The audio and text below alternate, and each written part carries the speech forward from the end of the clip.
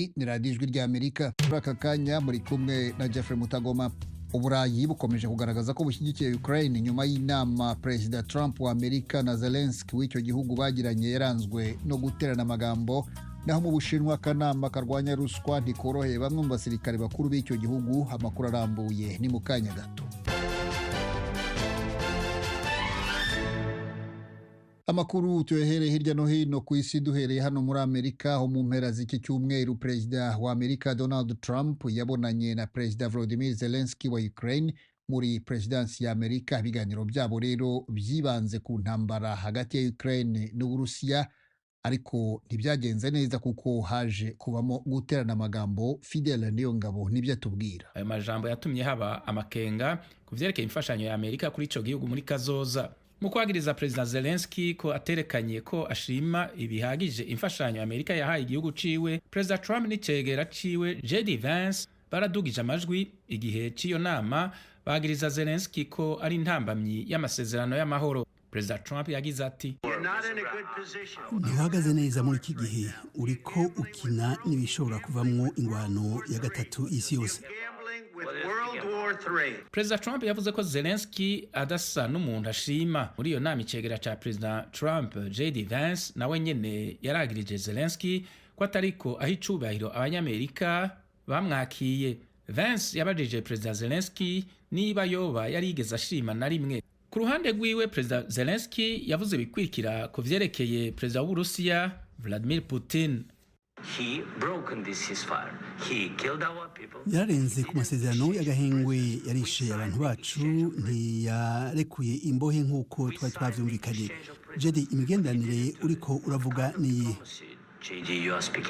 abitegereza ibintu n'ibindi batangaje ko kubona umukuru w'igihugu kiri mu ngwano yifatirwa mu gahanga n'abamwakiye ari ibintu bitari bwibonekeze mu mateka yo mu bihe vya vuba y'abaperezida ba Amerika. Guterana amajambo akomeye hagati ya Perezida Trump na Perezida Zelensky kwamaze iminota 10 mu biro vy'ingoro ya Perezida, vyerekanye kutumvikana gukomeye hagati y'abo bategetsi bombi imbere y'abamenyeshamakuru bariko bafata amajwi n'amasanamu. Perezida Trump yabwiye Zelensky ibikwirikira: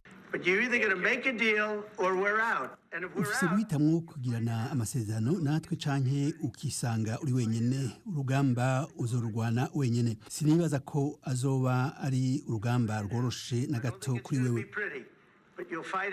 Uguterana amajambo akomeye hagati ya Perezida Trump na Perezida Zelensky kwatumye haba impungenge zikomeye ku vyerekeye gushika ku nyishu iciye mu mahoro ku ntambara muri Ukraine. Ateye impungenge zikomeye nshasha kandi ku mugabane w'Uburaya, aho abategetsi baho bamaze indwi zitari nke bagabisha Perezida Trump ku nyifato ya Perezida w'Uburusiya Vladimir Putin muri kahise n'imigambi ashobora kuba afise muri kazoza. Inyuma y'uko abonanye na Perezida Zelensky, Perezida Trump mu butumwa ku rubuga rwiwe Truth Social yanditse ko Zelensky ashobora kuzogaruka mu biro vyiwe igihe azoba yiteguriye amahoro. Yatangaje ko we na Zelensky bagiranye ibiganiro ngirakamaro mu biro vyiwe. Perezida Trump yavuze ko yasanze Perezida Zelensky atiteguriye amahoro. Yongeye asigura ko Zelensky atubashe Leta Zunze Ubumwe za Amerika bifatiye ku kugene yifashe mu biro vya Perezida. Urakoze Fidel Niyongabo. Nyuma y'iyo nama rero abategetsi b'ibihugu by'Uburayi bahise bagaragaza ko bashyigikiye Perezida Volodymyr Zelensky. Mu Budage, umukandida ku mwanya wa chancelier Friedrich Merz yavuze ko uwahohotewe adakwiye kwitiranwa n'uwamuhohoteye mu cyo yise intambara y'ubwahuro.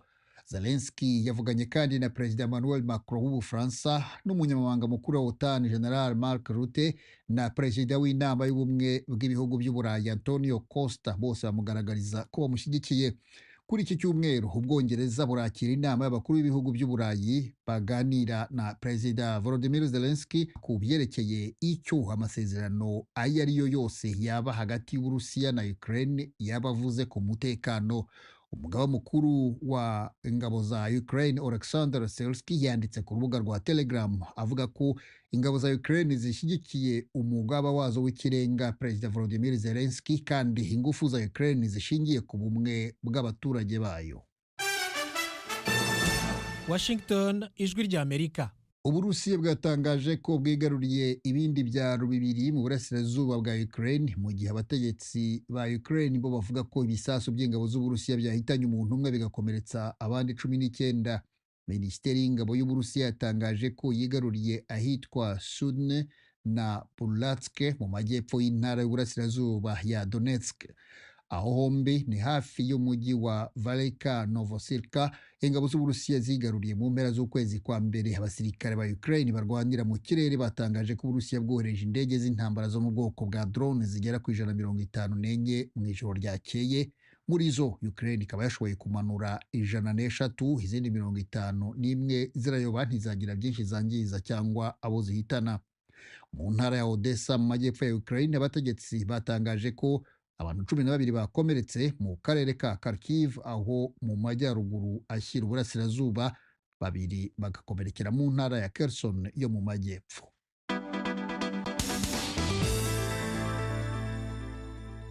Mu Bushinwa, inkubiri yo kurwanya ruswa imaze gukura abatari bake mu bayobozi b'inzego za gisirikare ku myanya bari bafite. Abasirikare bakuru bagera kuri 12 ntibazaboneka mu ikoraniro rihuza abategetsi bakuru mu nzego za politiki n'iza gisirikare riteganijwe mu cyumweru gitaha. Mbere y'iri koraniro riteganijwe kuva tariki 9 z'uku kwezi, ubutegetsi bwatangaje ko Tan Rosong wari ukuriye kompanyi ya leta Aviation Industry Corporation of China ikora indege n'ibindi bikoresho bya gisirikare, nawe yiyongeye ku rutonde rw'abakurikiranyweho ruswa. Akanama gashinzwe iby'imyifatire no kurwanya ruswa katangaje ko uyu mugabo yaba yarakiriye ruswa itubutse. Abasesenguza ariko baravuga ko uku guhiga bukwaravugwaho kwakira ruswa ari uburyo Perezida Xi Jinping yaba arimo gukoresha kugira ngo yiheshe igitinyiro no kuyobokwa n'abagize inzego nkuru z'igisirikare n'iz'ubutegetsi kurusha uko byaba ari igikorwa nyirizina cyo kurwanya ruswa. Mukomeje kumva radiyo Ijwi ry'Amerika ivugira i Washington DC mu Kinyarwanda no mu Kirundi. Muje no kuri eshatu radio yacu voa.com. Mukurikire aya makuru ku mbuga za Facebook, Instagram, YouTube na X mudusange kuri VOA radio yacu. Mukanya navugwa mu karere k'ibiyaga bigari byo muri Afrika.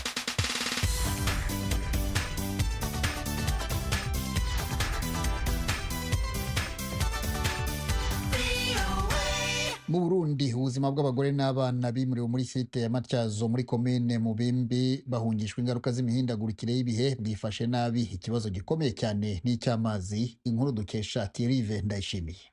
Umwana wawe ariko arumva ivyo uri muri murakora ntihajya rero usanga umugabo atangiye kujya hanze ko niyo kuyangarira ikira misi uguma umubwira ngo abana cyabizana ikibazo kacibizana mubano mubi mu nzu hagati y'umugore n'umugabo. Aba ni bamwe mu bakenyezi bari mu miryango leta yakuye mu bimbi ibajana mu ntara ya Cibitoke bavuga ko bagifise ibibazo biharije mu ngo. Abakunzi b'Ijwi ry'Amerika habashitse muri site Gateri batubwira ko iyo site yubakishije amahema, imiryango yahawe uburaro bivanye n'igitigire c'abayigize. Ku vyerekeye imiterere y'ayo mazu y'amahema, hari abafise izipima metero kwadarato 3, abandi zisununuye gato ku buryo hovamwo ibyumba by'uburaro bw'abana n'abavyeyi. Ivyo byumba bitandukanywa n'ihema ribigaburamo hagati. Iryo naryo uri nyuma yaryo ushobora kubona ibyo gitwa ko rikingiriye. Ari naco gituma aba bakenyezi bavuga ko kubaka ingo ziramara ikibazo. Urabona umugabo n'umugore ntimushobora gukora amabanga yabubatse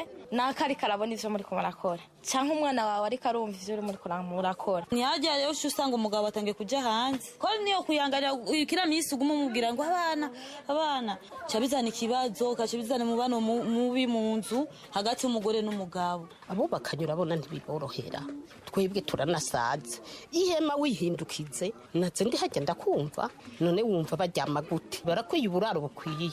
Erega umubiri uragoye, araraba kugena ari buhindukire mu bana akabona biragoye, akararaba nkaze w'umutama akazi turahangikanye akabona ukuntu ari umuhindukiza umugore bikanga acagenda hanze bikandurika mu yangeso y'ubusurasutsi. Aba bakenyezi bisanga bariko barahohoterwa nabo bubakanye kubera ubu bukene bw'uburaro. Umwe mu bimuwe bakugwa muri site Gisagara Ininahazwe Ninete, umukenyezi akiri muto w'abana 3 avuga ingene umugabo adasubira kwitaho gutanga ibitunga umuryango. Ntushobora kumuha imisi 2-3 ngo akwihanganire niamore cyatangura kukwimirasi ngo wowe kuransabirasiyo je ivyo ndagusaba ukabinyima umubano utangura kuba nabi umugore nawe ucujyahe kuri twebwe rero tutarana ronka n'ukuntu tutangura kurondera cyabitugora.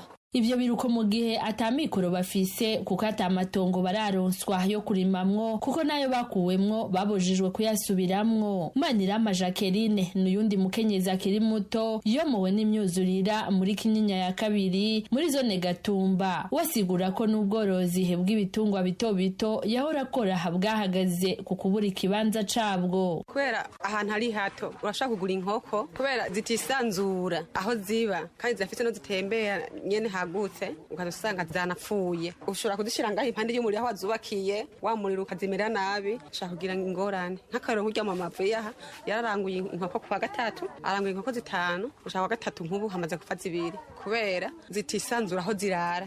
Muri rusange abakenyezi bari mu bakogwa ko n'ingaruka mbi zivuye kwihindagurika ry'ibihe kuruta abagabo, bivugwa na Reniride Masunzu arongoye ishirahamwe ry'abakenyezi igishinze gukingira ibidukikije mu Burundi AFEB mu mpfunyapfunyo. Umukenyezi ajejwe ivyo byose bizana gufasha umuryango. Nshaka kuvuga ko ari warima habaye uruzuba canke umwuzurira w'inzuzi urumva homberamo. Habaye ivyo vy'imyuzurira turavye nka Tanganyika ngene vyagenze, murabona abantu barataye izabo baragenda kurondera ahantu hatatwawe. Ivyo byose bituma umukenyezi agwa kutwana twiwe akabura nica bagaburira. Kukaba nkako abakenyezi bahuye n'isenyagurika ry'umusozi ku mutumba wa Gabaniro muri komine ya Muhuta mu ntara ya Rumonge mu kwezi kwa 4 k'umwaka uheze, bavuganye n'abakunzi b'Ijwi ry'Amerika bavuga ko batarasubira kuronka mikoro kugira ngo bigwaneko. Ni mu gihe nabo leta yari yabanje kubirabegeranirije ku mashure y'imyuga yo mu Gitaza. Inyuma y'ikiringo gito yabahaye amafaranga y'amezi 3 yo gukota amazu. Kuvyerekeye imibereho yabo nyezina, abakenyezi bavuga ko bahora bifashisha amafaranga baziganya mu bivuye mu ndimiro. Muri kino gihe batagiraho barima, basigura ko atamikoro kugira ngo bashobore gusanasana imiryango yabo. Kapitoline Nibigira ari mu bahuye n'ibyago by'isenyagurika ry'umusozi ku mutumba Gabaniro, akaba yari mwishira hamwe ryo kuziganya no kuguranana kuri uwo mutumba. Ntituriyunga twabiretse uko kubera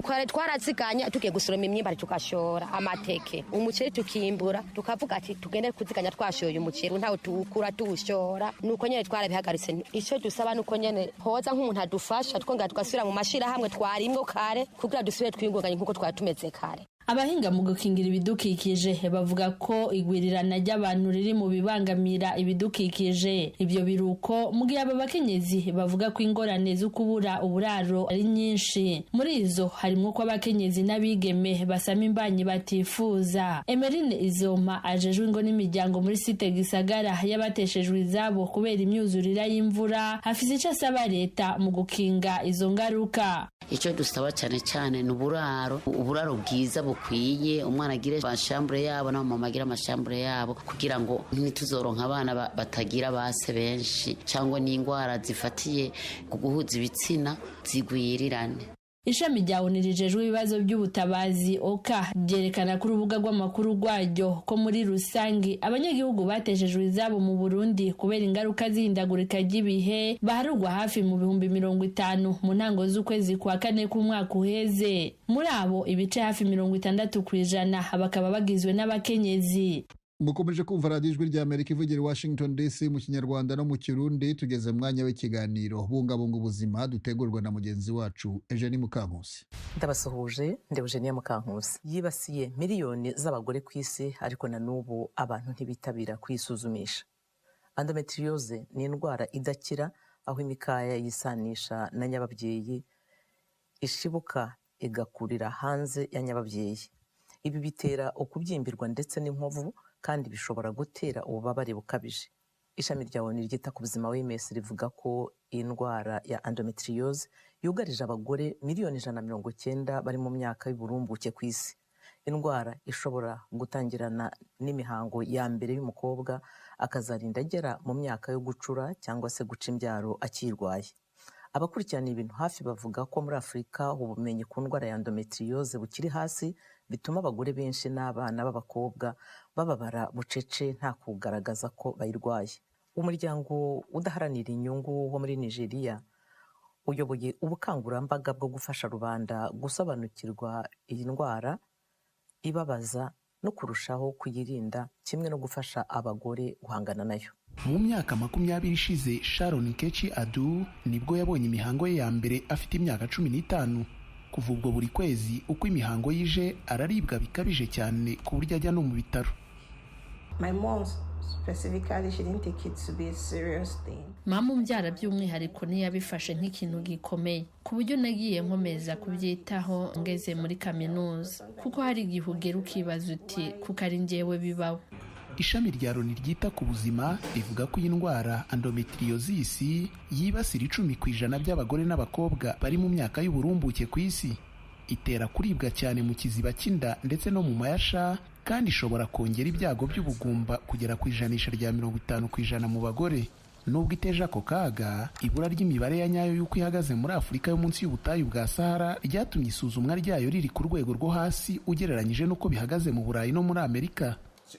We have about 30 to 40% of our patients are kuva kuri 30 kugeza kuri 40% by'abarwayi dufite barwaye endometriosis ni abagore bari mu myaka y'uburumbuke. Bivugwa kandi ko 11% by'abana b'abanyeshuri bacu b'abakobwa bafite iyi ndwara ya endometriosis itarasuzumwa. Ikibazo hano nuko iyi ndwara itagaragazwa cyane bitewe nuko nta bumenyi abantu bayifiteho. Isuzuma ry'inzobere n'imboneka rimwe n'uburyo bwo kuyisuzuma burahenze kandi ntibikunze kuboneka muri twinshi mu turere two muri Nigeria.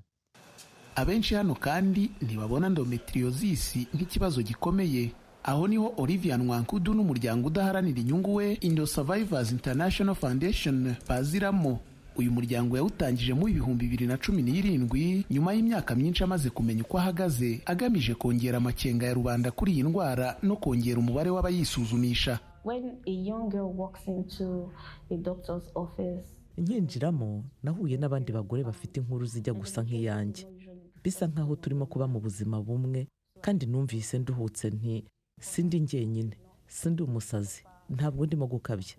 Uyu muryango wafashije abarwayi ba endometriosis barenga 2,000 kubona ubuvuzi, ndetse uhugura abanyeshuri b'abakobwa babarirwa mu bihumbi kuri iyi ndwara. Ukora kandi inama ngarukagihe zigamije ubujyanama mu bijyanye n'amarangamutima ku bagore bayirwaye. When I joined and I met other women that Nkinjiramo nahuye n'abandi bagore bafite inkuru zijya gusa nk'iyanjye, bisa nkaho turimo kuba mu buzima bumwe, kandi numvise nduhutse nti sindi njyenyine, sindi umusazi, ntabwo ndimo gukabya.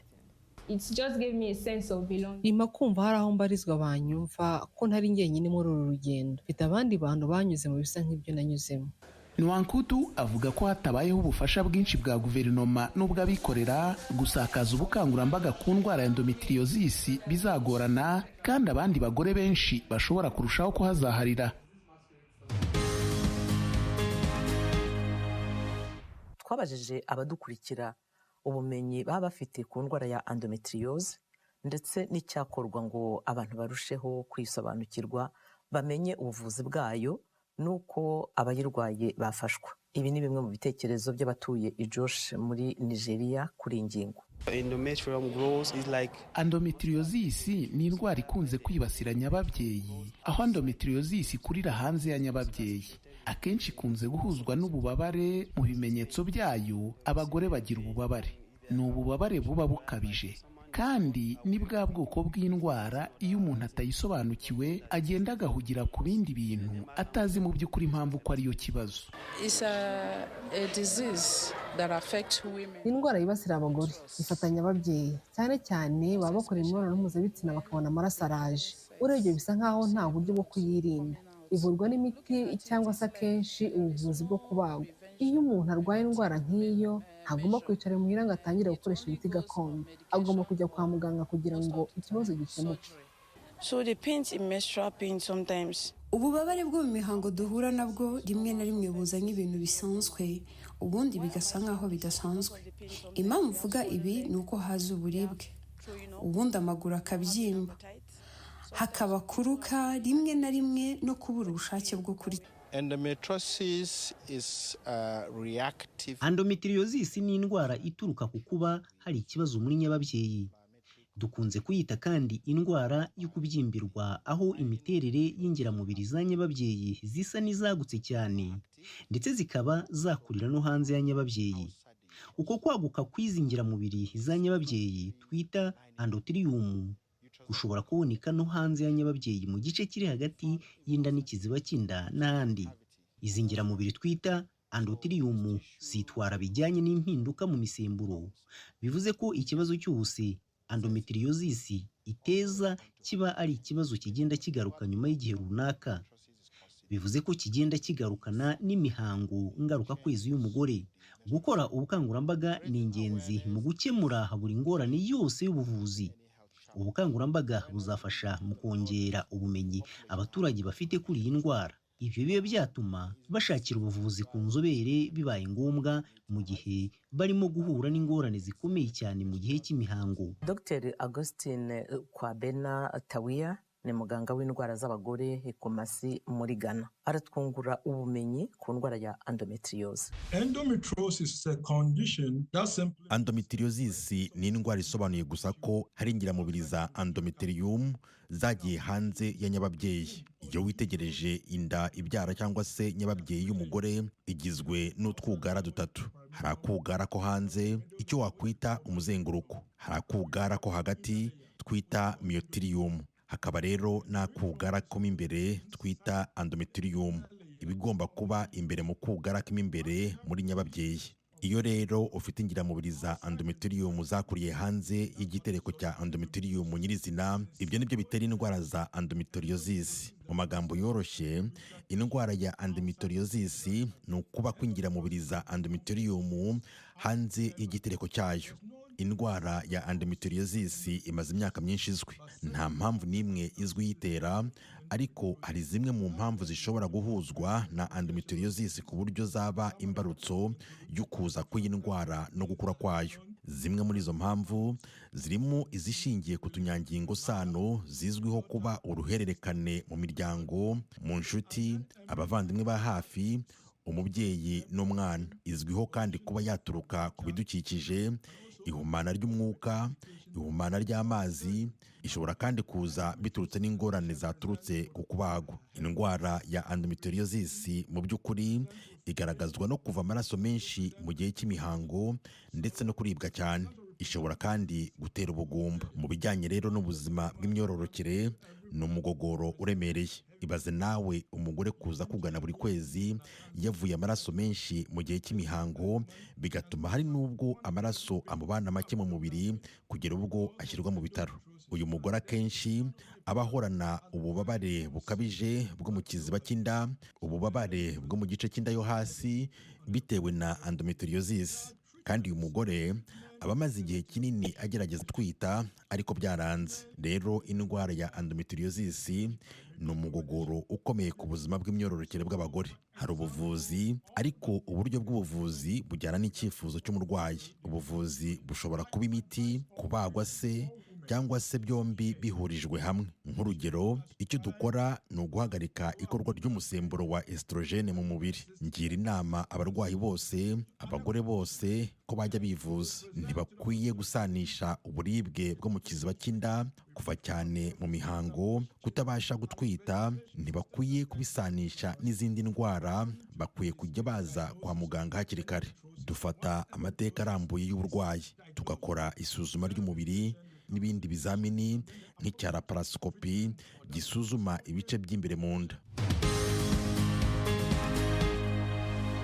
Radio Ijwi ry'Amerika ivugira i Washington DC. Tugeze mu mwanya w'ikiganiro Kombo Taxi.